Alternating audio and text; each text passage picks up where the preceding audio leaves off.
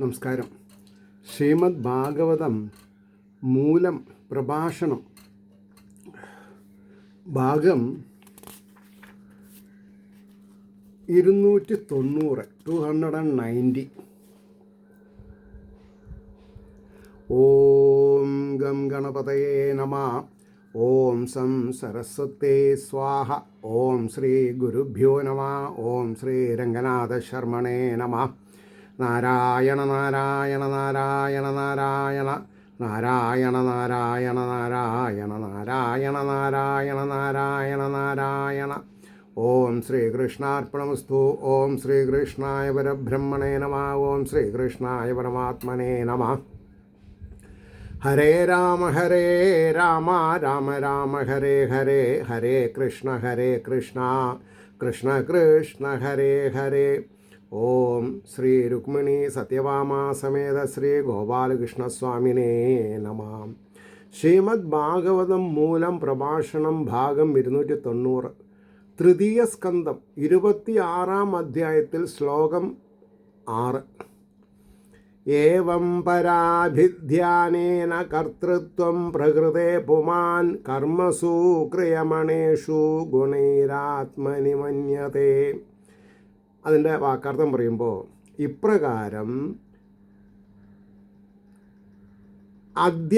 അധ്യാസം നിമിത്തം പ്രകൃതിയുടെ ഗുണങ്ങളാൽ ചെയ്യപ്പെടുന്ന കർമ്മങ്ങളിൽ പുരുഷൻ ആത്മാവിൽ വിചാരിക്കുന്നു. അത് നിമിത്തം കർത്താവ് എന്ന ഭാവം. ഇനി അതിൻ്റെ ഒരു ഭാവാർത്ഥം പറയുമ്പോഴേ അത് ഒരു എക്സ്പ്രസീവ് മോഡിൽ വരുള്ളൂ.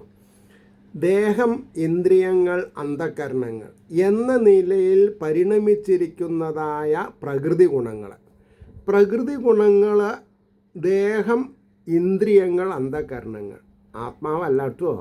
അപ്പോൾ ആത്മാവെന്നുള്ള തെറ്റായ ധാരണയെ അധ്യാസം എന്ന് പറയും. തെറ്റിദ്ധാരണ. അധ്യാസം എന്ന് പറഞ്ഞാൽ തെറ്റിദ്ധാരണ. ഇതിന് മുമ്പ് പറഞ്ഞില്ലേ, അധ്യാസം നിമിത്തം തെറ്റിദ്ധാരണ. പുരുഷനുള്ള ഈ ധാരണ നിമിത്തം പ്രകൃതി ഗുണങ്ങളാൽ ചെയ്യപ്പെടുന്ന കർമ്മങ്ങൾ താൻ ചെയ്യുന്നവയാണെന്ന് തോന്നിയതുകൊണ്ട് ആത്മാവിൽ കർത്തൃത്വ ബുദ്ധി ജനിച്ച് ഞാനാണ് കർമ്മം ചെയ്യുന്നതെന്നും ഫലം അനുഭവിക്കുന്നതുമെന്നുള്ള ദൃഢവിചാരം സാധാരണ ജനങ്ങൾക്ക് ഉണ്ടായി എന്ന് സാരം. അതായത് ആത്മാവിന് കർമ്മവുമില്ല, കർത്തൃത്വമില്ല, ഭോക്തൃത്വമില്ല. ഈ ഒരു തോന്നൽ ശരീരം ആണ് ആത്മാവ് എന്ന് തെറ്റിദ്ധരിക്കുകയാണ്. ആത്മാവ് എന്ന് പറഞ്ഞാൽ എന്താണെന്ന് അറിയണം. ബാലാഗ്ര ശതഭാഗസ്യ വിസ്തരസ്യ ഏകോ ജീവ. എത്ര പ്രാവശ്യം ഞാൻ പറയുന്നുണ്ട് എനിക്കറിയില്ല. കാരണം ഞാൻ മറക്കരുത്. കാരണം ഞാൻ മറന്നാൽ ഞാൻ ഇല്ലാതെ ഉണ്ടാവും, എൻ്റെ എക്സിസ്റ്റൻസ് ഇല്ലാണ്ടാവും. അതുകൊണ്ടാണ് ഞാൻ ഇതിങ്ങനെ റിപ്പീറ്റ് ചെയ്യണത് എപ്പോഴും. അപ്പോൾ ഇനി 7-ാമത്തെ ശ്ലോകം പറയുന്നു. തതസ്യ സംസൃതിർബന്ധ പാരതന്ത്ര്യം ച തൽകൃതം ഭവത്യകർത്തുരീശസ്യ സാക്ഷിണോ നിവൃതാത്മന. അതുകൊണ്ട് കർത്താവല്ലാത്തവനും സ്വതന്ത്രനും ആനന്ദസ്വരൂപനും സാക്ഷി ചൈതന്യവുമായിരിക്കുന്ന ഇവന്, അതായത് ആത്മാവിന്, സംസാരവും ബന്ധവും അതിനാൽ ഉണ്ടാക്കപ്പെട്ട അസ്വാതന്ത്ര്യവും ഭവിക്കുന്നു. അസ്വാതന്ത്ര്യം ഭവിക്കുക എന്ന് പറഞ്ഞാൽ സ്വാതന്ത്ര്യമില്ലായ്മ. എന്തിനാത്? നമ്മൾ സ്വതന്ത്രരാ. എന്തിന്? ഈശ്വരോപാസന ചെയ്യാൻ. ഈശ്വരോപാസന ചെയ്ത് മുമുക്ഷുത്തെ പ്രാപിക്കുക. സായൂജ സാമീപ്യ സാലോക്യ സാരൂപ്യാദികൾ ഭവിക്കുക. അതാണ് ഇനി ഭാവാർത്ഥം പറയും. ശ്രദ്ധിക്കുക. കർത്താവല്ലാതെ ഇരിക്കുന്ന താൻ ഈശ്വര ചൈതന്യത്തെ കർത്താവെന്ന് വിചാരിച്ചത് കൊണ്ട് കർമ്മങ്ങളോട് ബന്ധവും ഭോഗത്തിൽ പാരതന്ത്ര്യവും, ആനന്ദസ്വരൂപനായിരിക്കെ തന്നെ സംസാരവും ജന്മമരണാദികൾ നിമിത്തം പരമ്പരാഗതമായിരിക്കുന്ന ദുഃഖവും ഉള്ളതുപോലെ തോന്നുന്നു. ദുഃഖമില്ല, ശരിക്കും ഉള്ളതുപോലെ തോന്നുന്നു. വേലിയമ്പിലെടുക്കണം പാമ്പിനെടുത്ത് മടിയിൽ വെച്ച കൂടുതലാണ് ഇപ്പോൾ സംഗതി. പരമാർത്ഥത്തിൽ ചൈതന്യസ്വരൂപനായ സർവസാക്ഷിയുടെ അംശമായിരിക്കുന്നത് കൊണ്ട് കർത്തൃത്വാദി ഭാവങ്ങളൊന്നുമില്ലെന്നുള്ളത് സത്യം. ഉപാധി സംബന്ധം നിമിത്തം അംശമെന്ന് പറഞ്ഞതാണ്.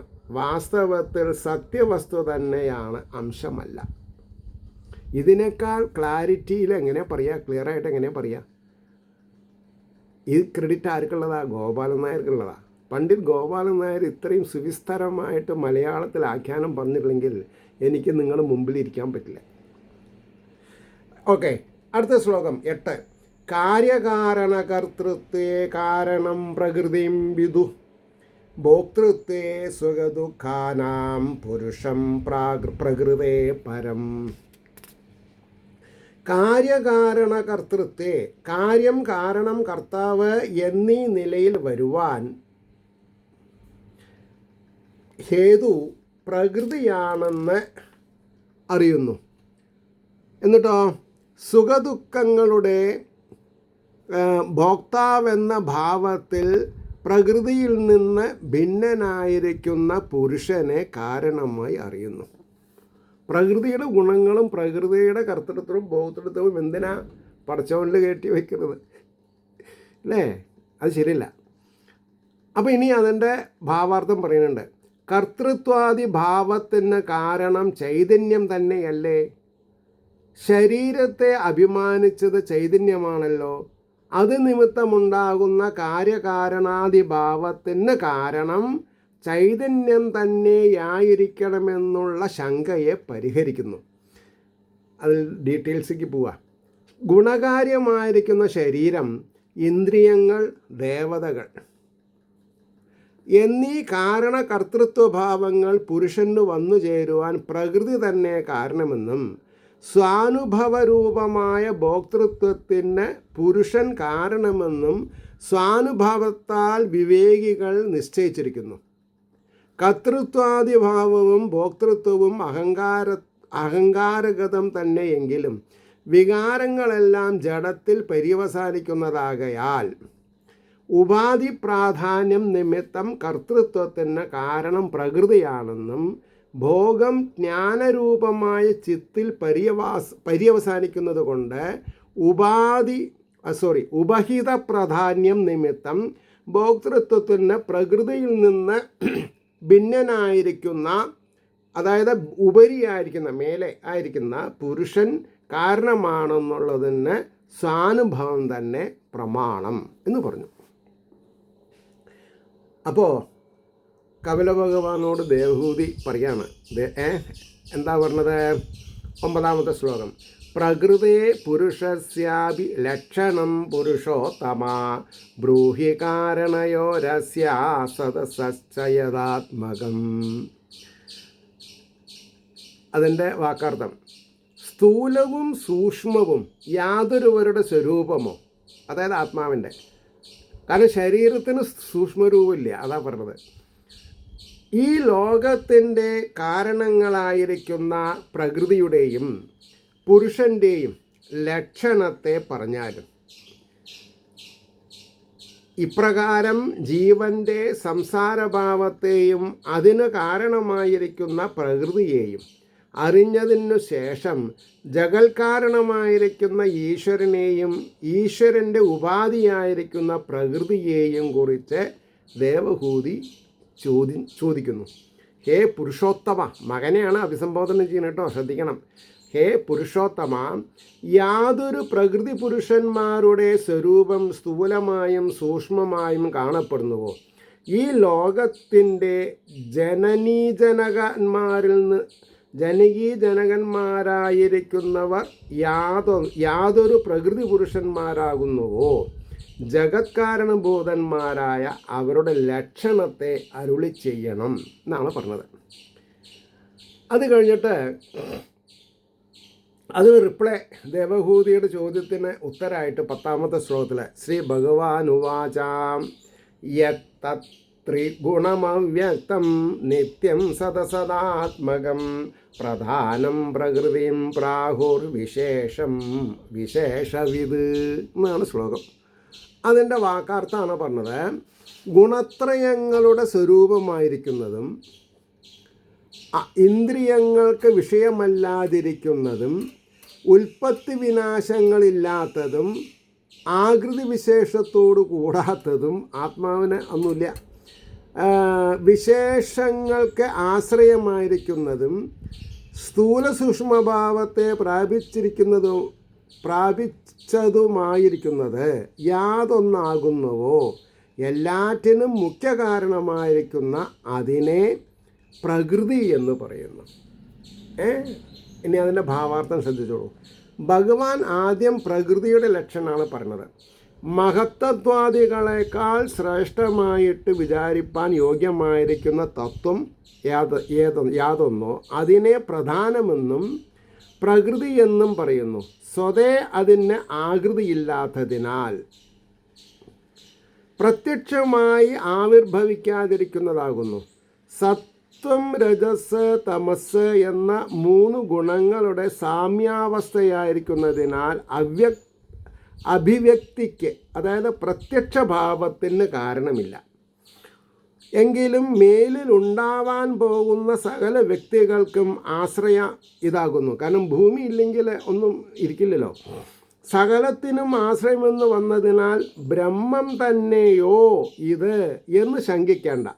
എന്തുകൊണ്ടെന്നാൽ ബ്രഹ്മം ഗുണാതീതമാണ്, പ്രകൃതി ഗുണ അധീനനാണ്. ഇതേ ത്രിഗുണാത്മകമാകുന്നു.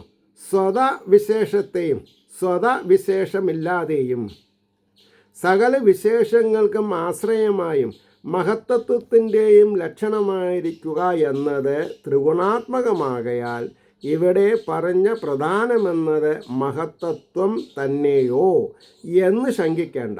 ഇത് അവ്യക്തമാകുന്നു, ഡീറ്റെയിൽ അല്ല, കാര്യമായി ഭവിച്ചതല്ല.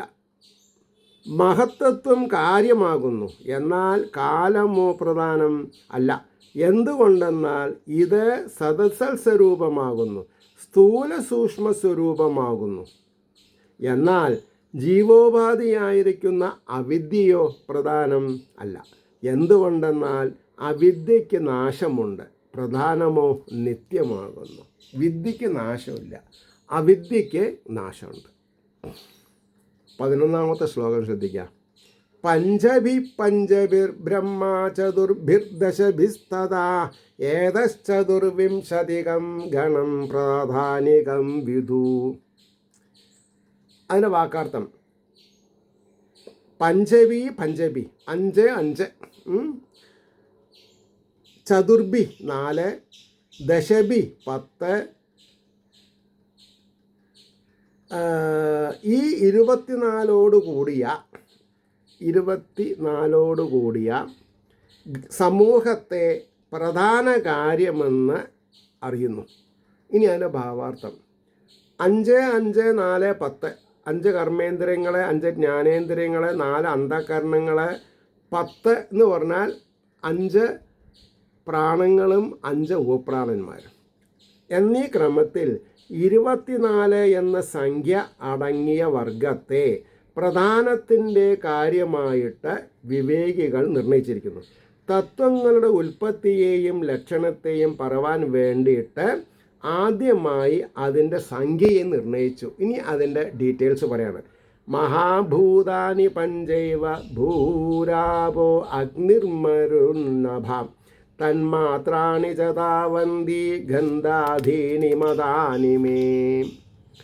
മഹാഭൂതങ്ങൾ 5 മാത്രം. അതാണ് പൃഥിവി, ജലം, അഗ്നി, വായു, ആകാശം. അവയുടെ സൂക്ഷ്മാംശങ്ങളായ ഗന്ധം മുതലായവയും അത്ര തന്നെ 5 തന്നെ. അതായത് 5 കർമ്മേന്ദ്രിയങ്ങൾ, 5 ജ്ഞാനേന്ദ്രിയങ്ങൾ. ഇനി അതിൻ്റെ ഭാവാർത്ഥത്തിലേക്ക് പോവുക. ഭൂമി, ജലം, അഗ്നി, വായു, ആകാശം ഇങ്ങനെ മഹാഭൂതങ്ങൾ 5. ഗന്ധം, രസം, രൂപം, സ്പർശം, ശബ്ദം ഇങ്ങനെ തന്മാത്രകൾ 5. എന്നത് എനിക്ക് സമ്മതമാകുന്നു. ഭൂമ്യാദി മഹാഭൂതങ്ങളുടെ സൂക്ഷ്മരൂപങ്ങൾക്ക് തന്മാത്രകൾ എന്ന് പേർ എന്ന് പറഞ്ഞു. അതെൻ്റെ ഒരു ഡീറ്റെയിലിംഗ് കാര്യമാണ്. ഇനി പറയണു 13ാമത്തെ ശ്ലോകത്തിലെ ബാക്കി ഇന്ദ്രിയാണി ദശ ഇന്ദ്രിയാണി ദശ ശ്രോത്രം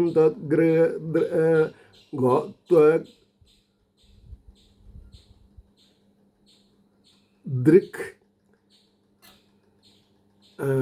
ദൃക് രസന നാസിക കൂട്ടക്ഷരായിപ്പോയി. അതായത് ത്വക്ക് ദൃക്ക്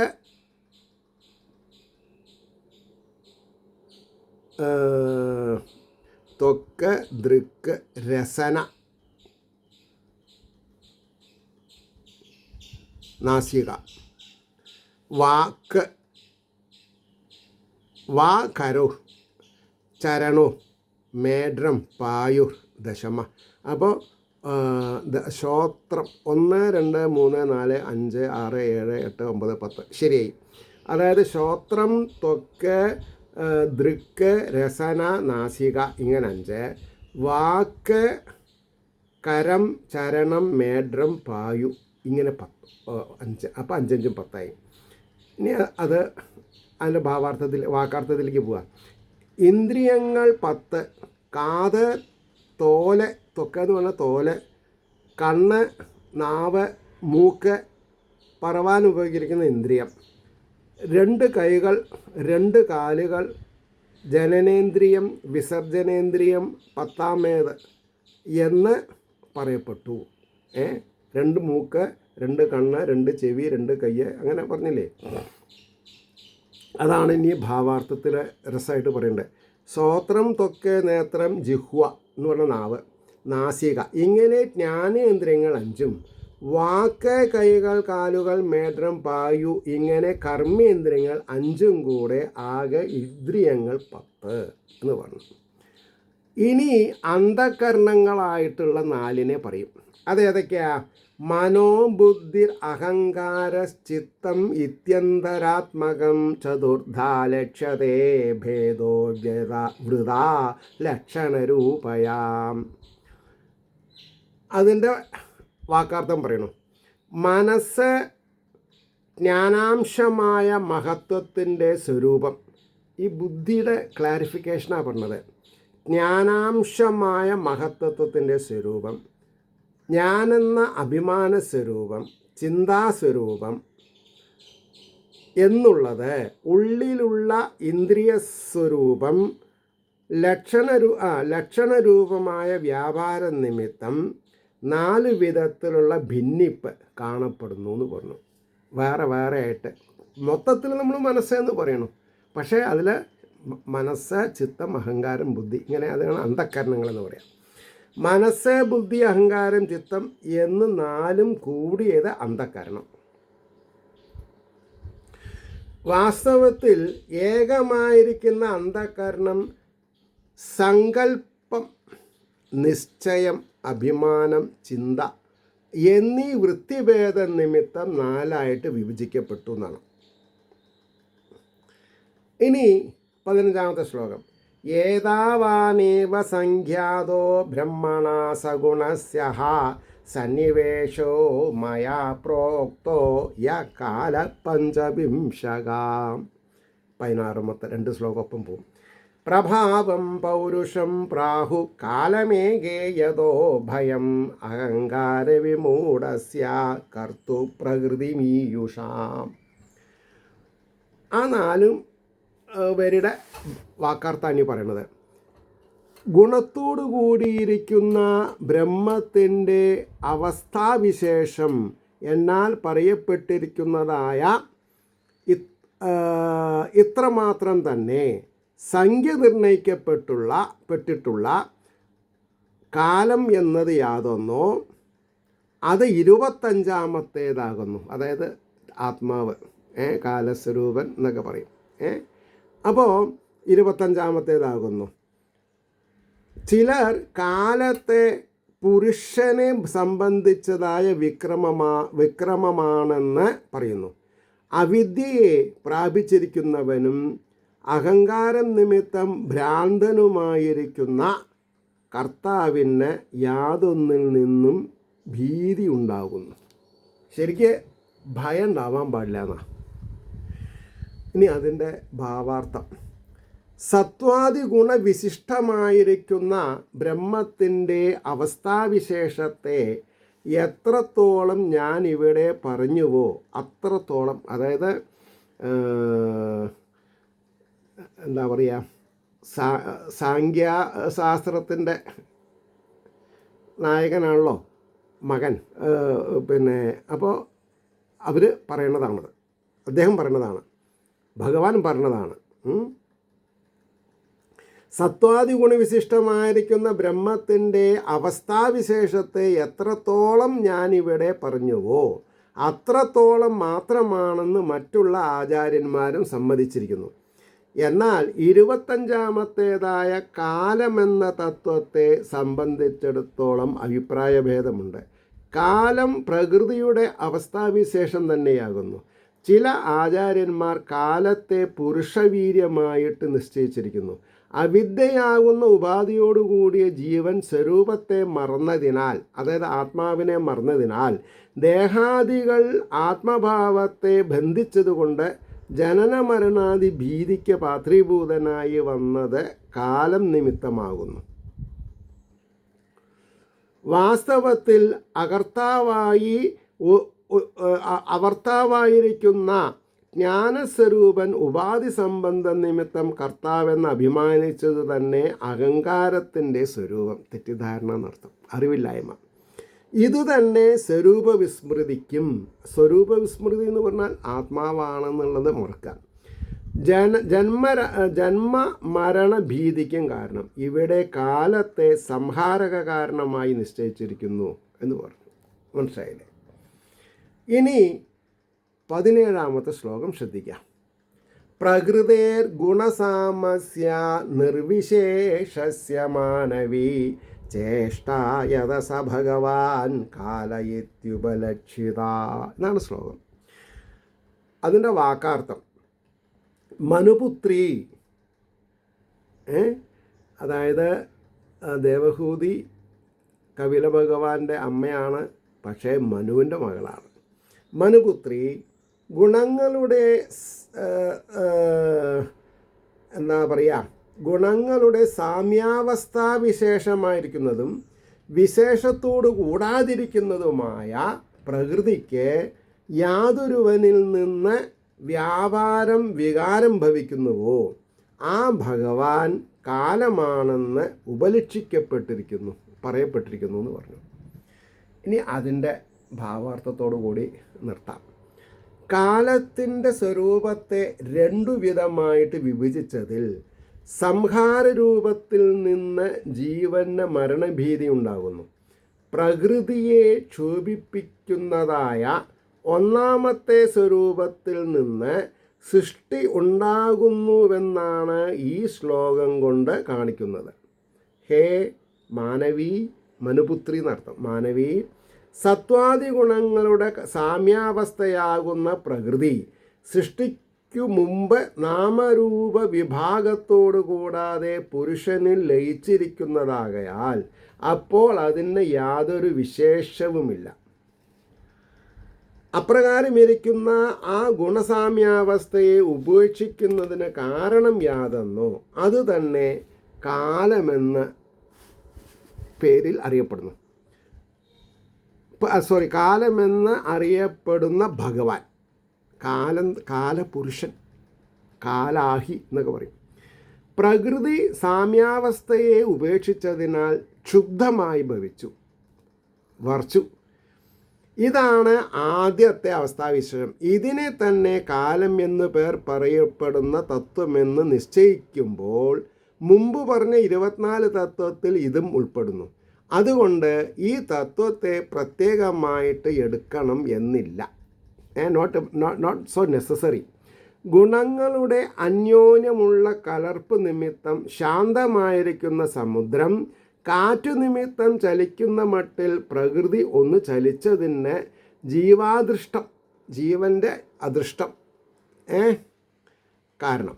ജീവന്മാർക്ക് സുഖദുഃഖാനുഭവത്തിന് മതിയായ ശരീരങ്ങളെ നൽകുവാനുള്ള ഈശ്വരൻ്റെ കാരുണ്യം നിമിത്തം ആദ്യമായുണ്ടായ ഗുണസാമ്യാവസ്ഥ ത്യാഗത്തെ കാലതത്വമെന്ന് നിർണയിച്ച് കൊള്ളണമെന്ന് സാരം. അപ്പോൾ ഇങ്ങനെ ഓരോ കാര്യത്തെയും വളരെ വിശേഷവത്തായിട്ട് പിരിച്ച് പറയുന്നുണ്ട്. നമ്മളൊന്ന് ശ്രദ്ധിക്കാൻ തുടങ്ങിയാലോ നിമ്മതി, ശാന്തി, സമാധാനം എല്ലാം നമ്മൾക്ക് വഴിയായിട്ട് വരാതെ കണ്ടിരിക്കില്ല. അപ്പോൾ അങ്ങനെ ഇരിക്കുന്ന ആ ശ്രീഹരിയുടെ എന്താ പറയുക അനുഗ്രഹാശിസ് എല്ലാവർക്കും ഉണ്ടാവട്ടെ എന്ന് ആശംസിക്കുന്നതോടൊപ്പം ലോകാ സമസ്ത സുഖിനോ ഭവന്തു ആയിരിക്കട്ടെ നമ്മുടെ ഓരോരുത്തരുടെയും പ്രാർത്ഥന എന്ന് സ്മരിച്ചുകൊണ്ട് വാക്കുകൾ ഉപസംഹരിക്കുന്നു. നമസ്കാരം. നാളെ കാണാം.